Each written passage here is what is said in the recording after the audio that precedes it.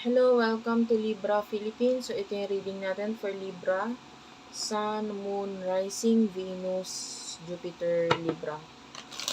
Take only what resonates. Of course, hindi ito magre-resonate sa lahat. Kung makaka-relate ka, makaka-resonate ka. Maaaring ang reading na ito ay para sa'yo. Pero kung hindi, huwag ipilit. Dahil of course, hindi naman natin makakuha lahat ng energy ng Libra sa mundo. Okay lang yon. May mga next readings pa naman po tayo. Okay, let's start. What do we have here for Libra? Sun, Moon, Rising, Venus, Jupiter, Libra.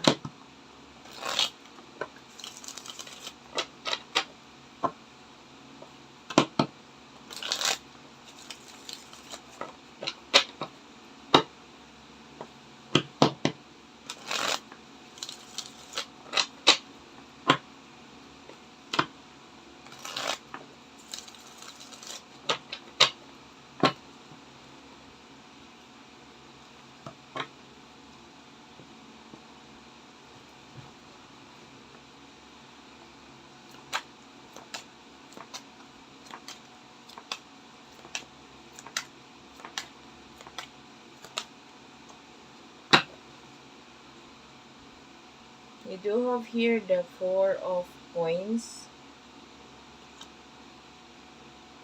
Wait lang guys, ayusin ko lang.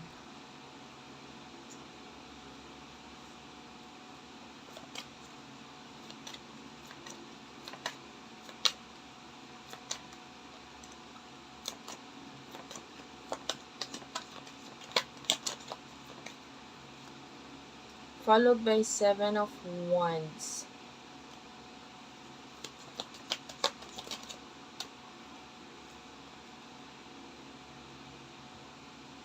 This is the Star.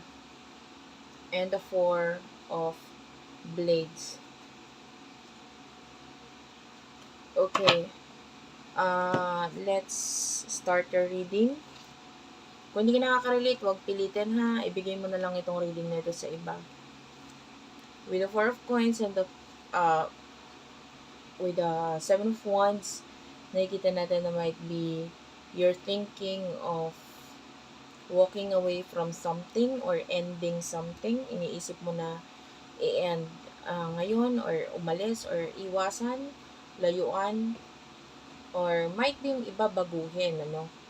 Yung isang bagay sa buhay mo, sitwasyon sa buhay mo, or might be may kinalaman ito sa person na kakonect mo. So, might be may mga naiisip ka na babaguhin or dapat gawin sa connection na ito. And you're kind of like thinking, might be it's time na isipin ko naman ang sarili ko. Parang ganun. And you want to, walk away from something. But of course, yung pag-walk away mo dito, some of you, if it's a situation, pwedeng it involves other people. So, may ibang taong involved. So, nagiging dahilan nito para mahirap desisyonan or aksyonan ng isang bagay basta-basta dahil may involvement ng ibang tao. Yung iba naman sa inyo might be hindi mo pa alam kung paano aalisan or i-end yung isang bagay. Lalo na kung yun nga, kung may ibang taong involved or yung dahilan ng kung bakit ka nag-i-stay ay dahil sa mga taong ito. So, there's a lot of reasons for you. May rason for you to stay, to continue, to keep on going, and then may reason din naman for you to let go, to end, to make changes. So, sa person na to, this could be a person that you really do like or want. This could be a person na pwedeng pinanalangin mo. Yung iba, nakita pa ako, inorasyonan mo, binigyan mo, or maybe isinulat mo ang pangalan, nilagay mo sa ilalim ng unan, that kind of thing. May mga ginawa kang mystical things with regards to this person. And some of you, pwedeng may mga nabanggit ka, nasabi ka, na pwedeng pinagsisihan mo sa kanya or nagawa ka, na ibigay ka, na pinagsisihan mo regarding sa kanya, na you're thinking, you're having reflection right now, na parang dapat hindi ko na lang yun ginawa, etc. And then you do over the Four of Blades. So, might be this person, this Four of Blades is showing us like, no movement, walang kagalaw-galaw na person na ito. And, let's find out ano yung mga emotions ninyo sa isa't isa na taong ito.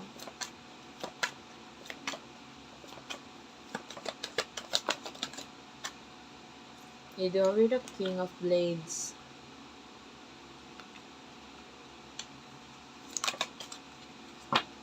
Followed by the Three of Coins. So, yung iba sa inyo, actually, I don't know yet. Kasi wala akong nakuha dun eh. Ang mas nakuha ko, yung stress mo sa buhay ngayon. Lalo na with the Three of Coins. Maybe it has something to do with stress with money, stress with friends, or stress with people in your life, na pwede naman nakikita natin na this could be people na nakasupport sa'yo.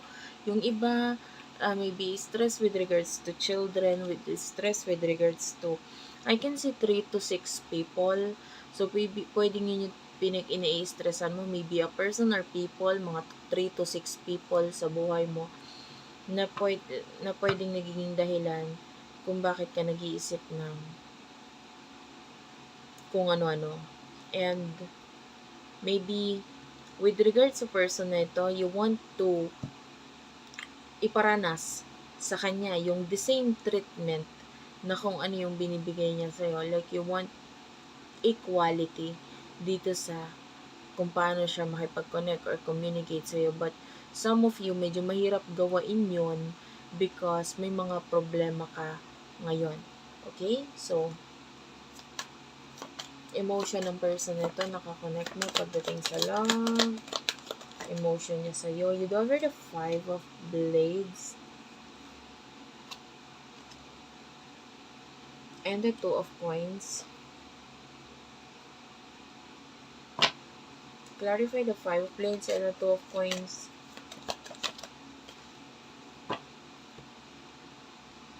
El Impicato.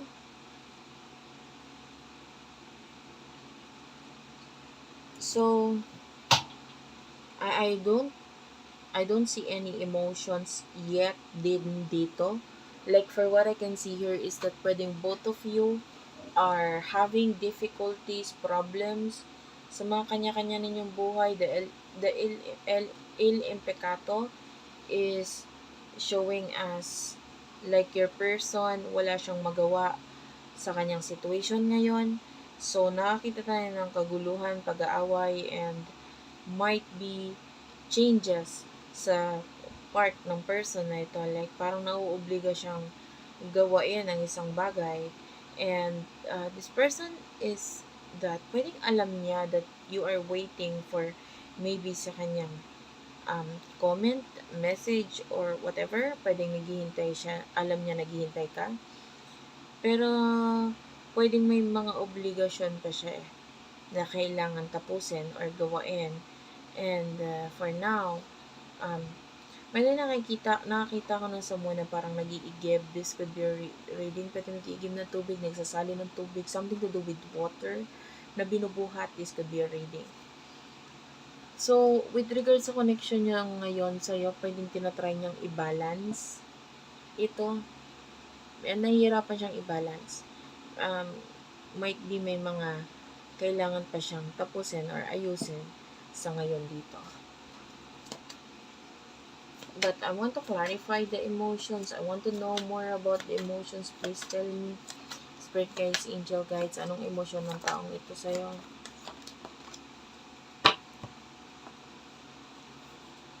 The Three of Wands is here. So, some of you, this person is thinking of you, iniisip ka niya at namimiss ka niya. And pwedeng with the Six of Cups, this person, especially if this is a person in the past, wherein naging vulnerable ka sa kanya. No? Parang ipinakita mo yung soft side mo, ipinakita mo kung ano yung totoong ikaw. Diba? The Six of Coins is here. This person wants to help you. Dalawang six itong lumabas dito. This person wants to help you. And what is the emotions here?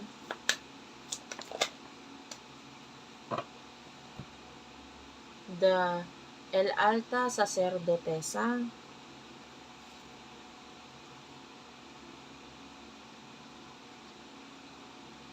Well, the way I see this, hindi ko na kailangan sabihin sa'yo kung ano yung emotions ng taong ito sa iyo. Because you can actually feel it. You are someone na malakas ang spiritual emotions or spiritual knowledge. You are someone, you could be an empath.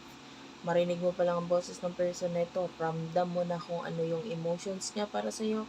Like, hindi lang siya pwedeng ibang tao sa buhay mo, pwedeng your friends, kausapin mo pa lang, alam mo na kung ano yung nararamdaman nila towards you, kung ano yung uh, gusto nilang sabihin towards you, or kung ano yung talagang nilalaman ng kumbaga kahit ano sabihin sa'yo, mas nararamdaman mo yung totoong emosyon dito. And might be, hindi ko na kailangan sabihin sa'yo kung anong nararamdaman niya sa'yo dahil ikaw mismo nararamdaman mo yun. Alam mo yun.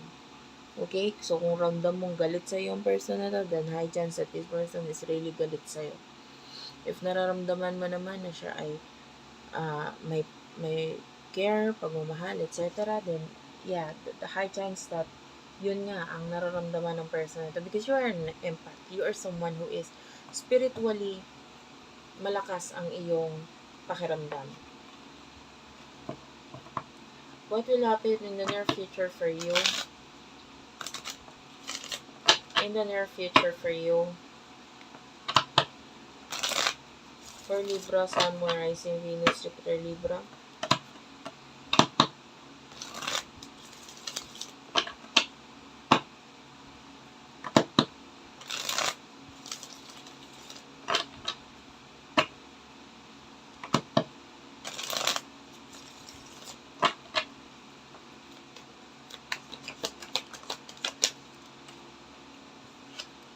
El Diavolo is here. And Ruta de la Fortuna.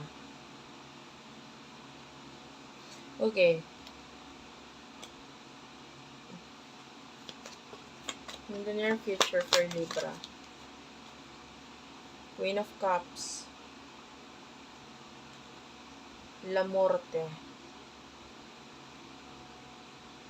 What's with the Queen of Cups and the La Morte? Puro angel, puro may major arcana. Il Caro is here. This is also major arcana. Cancer energy.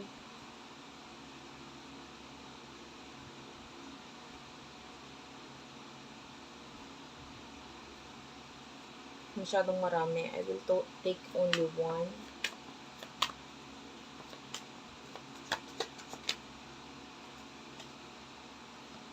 Okay, I can see this as a message. Kahit tatlong card yung lumabas. Knight of Cups, Ten of Blades, and the La Forza. Ang bottom of the deck is the Gliamanti. Two of Blades is here.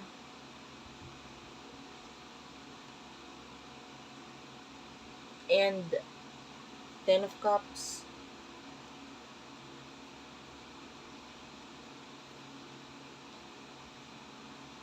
Well, you are a Libra. Libras are, sa mga zodiac sign, yung Libra kasi ang nagpapakita ng pagiging indecisive Hindi makapag-desisyon, hindi alam kung anong gagawin, pipiliin. As much as possible, you want peacefulness, you want na maging maayos, maging tahimik lang. Kumbaga, walang gulo. So, it's hard for you to make decisions in your life.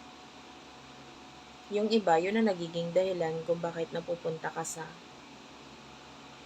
mga maling tao or maling desisyon sa buhay mo. Kasi tendency,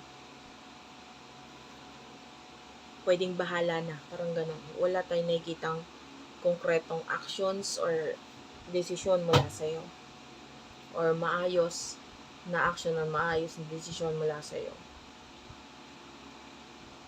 But there's a big change for you. I can see you ending something na pwedeng na nakita mo kung ano yung halaga mo eh. I feel like you're leaving or ending a situation wherein ibinigay mo lahat. You're leaving or you're ending this fast with the El Caro. Pag na-realize mo na kailangan mong i-end ang isang bagay na hindi na nag-benefits or beneficial para sa'yo, ito ay kumaga pwedeng magdulot ng new beginning for you. Right after this realizations, I can see a decision mula sa'yo, and pwedeng yung ending could be very hard or very sad, lalo na kung binigay mo lahat. But sometimes, it's the only way out. Alam mo yun, kung ano man yung situation mo na pinagdadaanan mo, pwedeng yung ending lang ang solusyon eh. Yung ending lang ang solusyon para maging masaya ka. Yung ending lang ang solusyon para mas maging okay ang sitwasyon mo in the near future. Kumbaga, kung hindi ka gagawa ng pagbabago or kung hindi mo gagawin itong ending na ito, it will always be parang hard for you, parang lagi kang nanlilimos, parang kang lagi nakakaawa, etc. Or some of you, pwedeng ibinigay mo naman ang lahat. Kumbaga, there's this reason for you to say na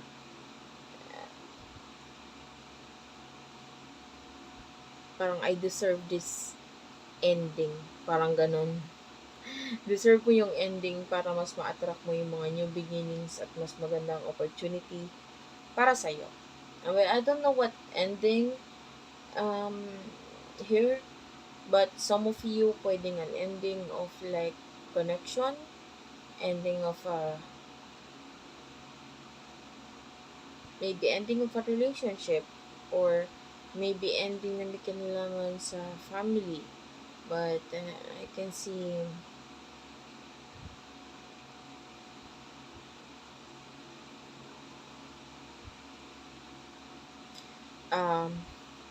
medyo mahirap or malungkot yung ending, but nakikita natin na nandun yung pagdedesisyon mo regarding sa bagay nito. Like, if you feel like kailangan na talaga itong i-end, you are trusting your intuition, you're ending this.